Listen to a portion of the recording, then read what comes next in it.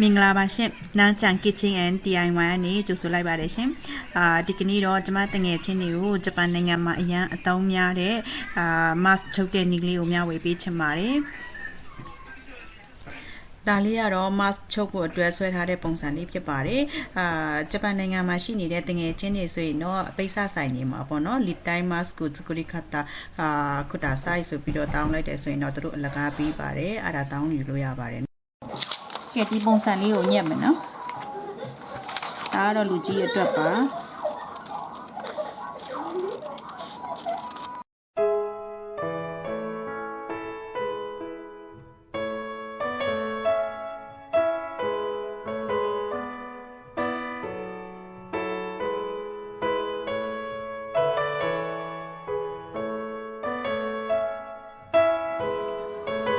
အပြင်လွာအတွက်ပေါ့နော်ဒါရိုးရိုးချီသားလေးနဲ့အသုံးပြုထားတယ်နော်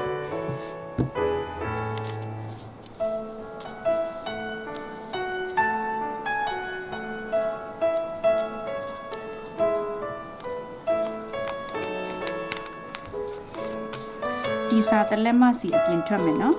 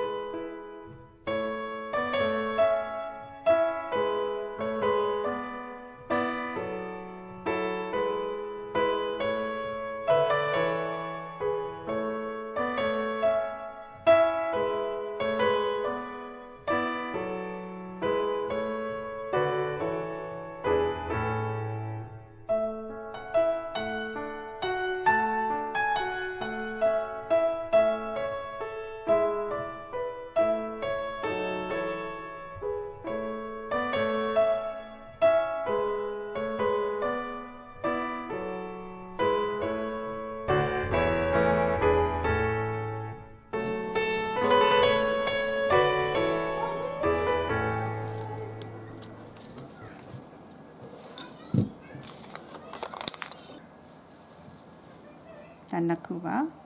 ဒါကတော့အပြင်လွာသုံးဖို့အတွက်နှစ်ခုပါအတွင်းခါအတွက်ဒီကာဆယ်အသားလေးအသုံးပြုမယ်နော်ဒီအသက်ရှူချက်မှာဆိုလို့အတွင်းခါအတွက်ဒီကာဆယ်ပပလေးတွေအသုံးပြုမယ်နော်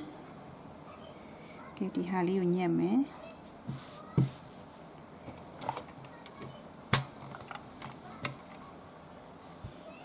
ကဲခုနကတော့အပြင်လွာညက်ထားတဲ့ဟာကိုတလက်မလောက်ခောက်လိုက်မယ်နော်ခောက်ပြီးတော့ဒီပေါ်မှာထပ်လိုက်မယ်နော်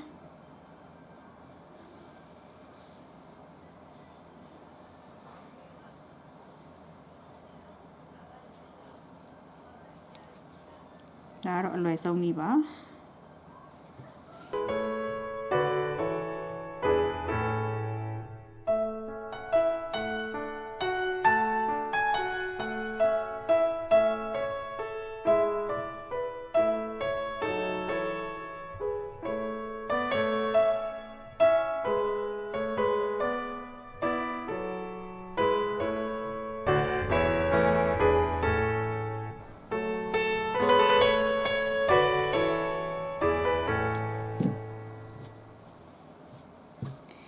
ဒါလေးကတော့အပြင်အလွာလေးတစ်လွာနဲ့အပြင်အလွာတစ်လွာပါဒါကတော့အတွင်းအလွာတစ်လွာပါဒါနှစ်ခုရပြီဆိုရင်တော့မြော့ကျိုးလို့မယ်နော်ကဲဒါကတော့လူကြီးအတွက်ညက်ထားတာလေးပါမြော့ကျိုးက 25cm နဲ့ချောင်းလို့မယ်နော်ဒါလေးက mask မြော့ကျိုးလေးပါ 25cm နဲ့ချောင်းလို့မယ်နော်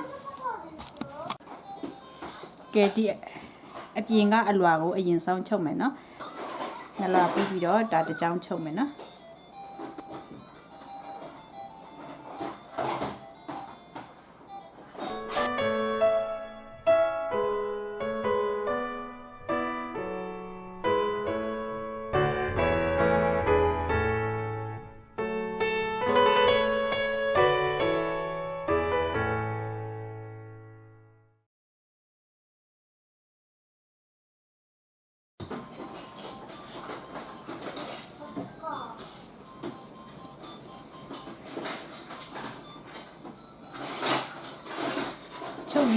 ချုပ်ရိုးကိုဒီဘက်မှာချုပ်ရိုးဒီလိုလဲပြီးတော့ဒီပေါ်မှာနောက်ထပ်ဒီပေါ်မှာတစ်ခါချုပ်ပေးမယ်နော်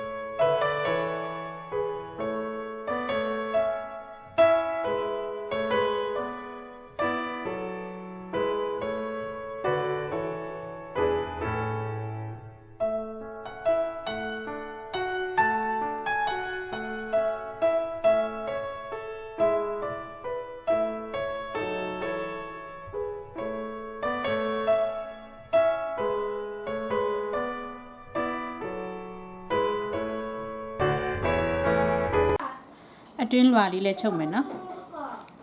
အတွင်းလွှာလေးလည်းအဲ့တိုင်းချုပ်မယ်နော်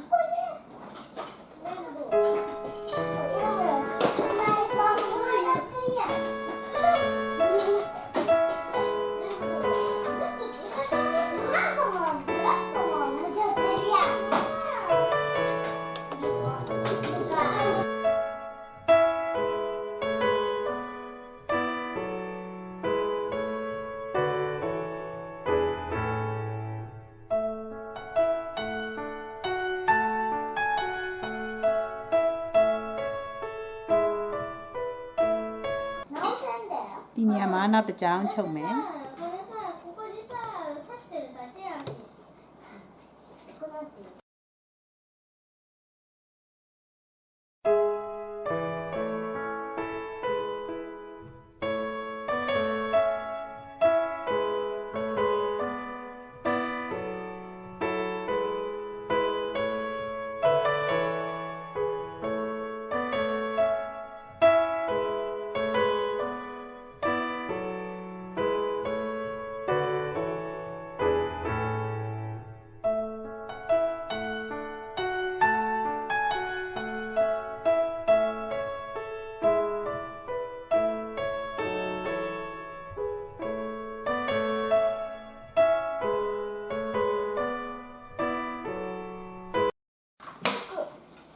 ဒီနှလွားကိုထပ်မယ်နော်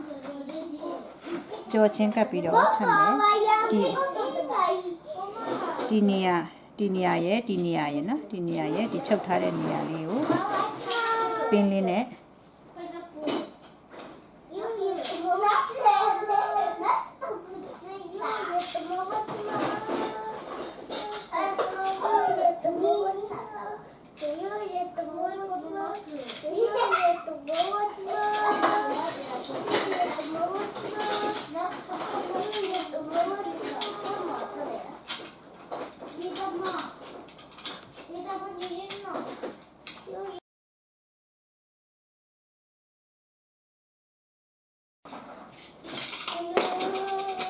တလဲမလောက်ချားပြီးတော့ဒီနေရာလေးကိုတစ်ချောင်းချုပ်ပေးမယ်နော်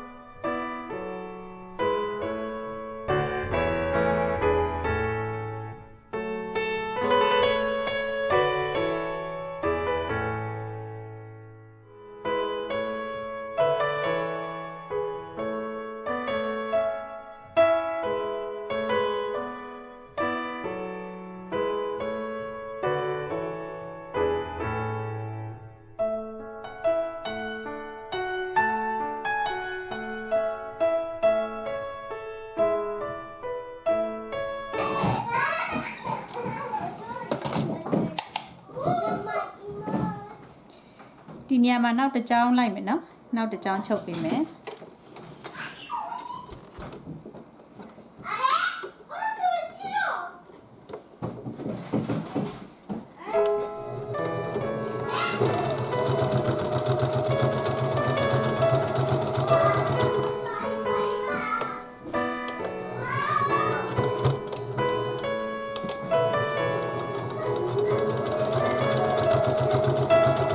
ဒီ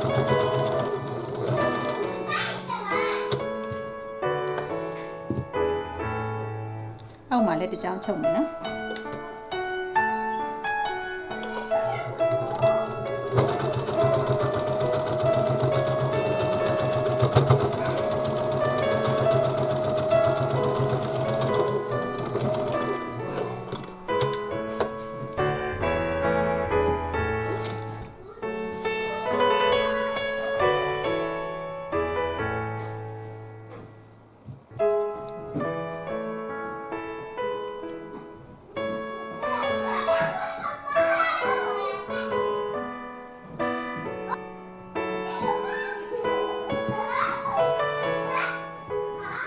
ဒီနေရာလေးကိုဒီလိုလေးခောက်မယ်ပြီးတော့အတွင်းထဲကို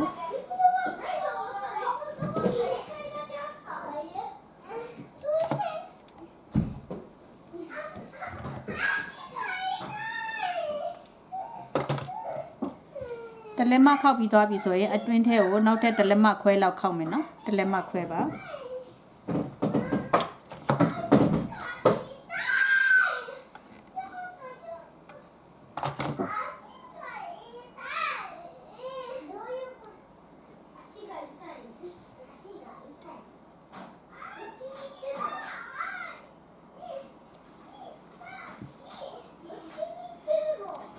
အတွင်းထဲကိုတလက်မခောက်မယ်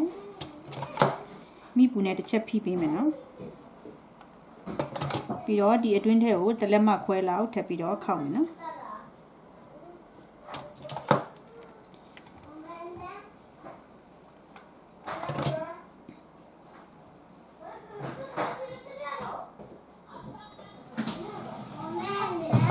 တိုက်ကြဘူးကကဲဒါလေးတစ်ကြောင်းချုပ်မယ်ပြီးတော့ဒီနေရာမှာတစ်ကြောင်းချုပ်မယ်ဒါလေးဆိုရင်တော့ပြီးပြီနော်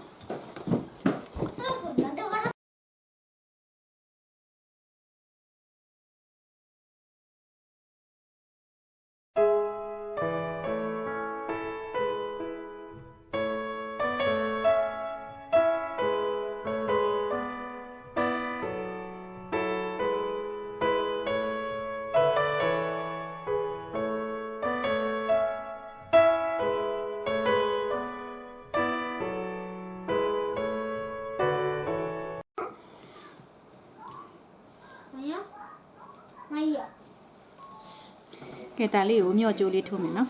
ဒါကတော့ရိုးရိုးချီနေပေါ့နော်အပြင်ခွန်ကရိုးရိုးချီနေရိုးရိုးချီသားလေးနဲ့ချုပ်ထားတယ်အထဲမှာတော့ကာဆယ်အသားလေးခံထားတာပေါ့နော်ကာဆယ်အသားလေးပါတယ်ဆိုရင်တော့အသက်ရှူမကျက်ဘူးနော်ကဲဒီဟာလေးကိုမြော့ကြိုးလေးထိုးမယ်နော်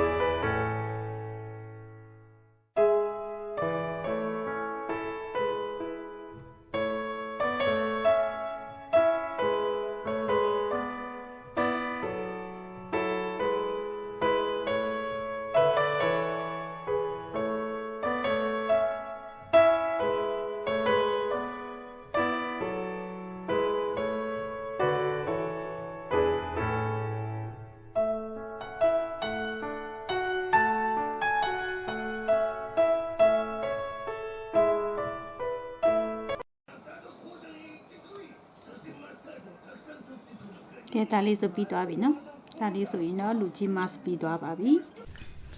ဒါလေးကတော့ကလေး site ပါအပြင်လွာကတော့ရိုးရိုးချီသားလေးကိုအသုံးပြုထားပြီးတော့အတွင်းလွာထဲမှာကာဆယ်အသားပြောလေးကိုအသုံးပြုထားပါတယ်ဒီချုပ်နည်းကိုလည်းလူကြီးချုပ်နည်းအတိုင်းချုပ်ပြီးတော့အသုံးပြုလို့ရပါတယ်ရှေ့ဆုံးမှာလည်းကလေး site ရောလူကြီး site ရောပုံစံလေးကိုဆွဲပြထားပါတယ်နော်အဲ့ဒါလေးကိုအသုံးပြုပြီးတော့ချုပ်လို့ရပါတယ်ကျွန်မရဲ့ဗီဒီယိုလေးကိုနောက်ဆုံးထိကြည့်ပေးတဲ့အတွက်ကြောင့်အားလုံးကိုကျေးဇူးအများကြီးတင်ပါတယ်ရှင်ဒီဗီဒီယိုလေးကိုကြိုက်ရင်တက်တယ်ဆိုရင် like and share comment လေးပေးခဲ့ကြပါလို့တောင်းဆိုချင်ပါတယ်အားလုံးကိုကျေးဇူးတင်ပါတယ်ရှင်